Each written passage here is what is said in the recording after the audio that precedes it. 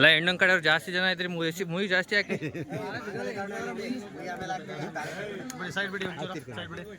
ಪಾಂಡವಪುರ ತಾಲೂಕು ಮಂಡ್ಯ ಜಿಲ್ಲೆ ಮೇಲುಕೋಟೆ ಹೋಬಳಿ ಬೆಳ್ಳಹಳ್ಳಿ ಗ್ರಾಮದಲ್ಲಿ ಬೇವಿನ ಮರ ಅರಳಿ ಮರ ಊರು ಉದ್ಧಾರಕ್ಕೋಸ್ಕರ ಮರಕ್ಕೆ ಮದುವೆ ಮಾಡಲಾಯಿತು.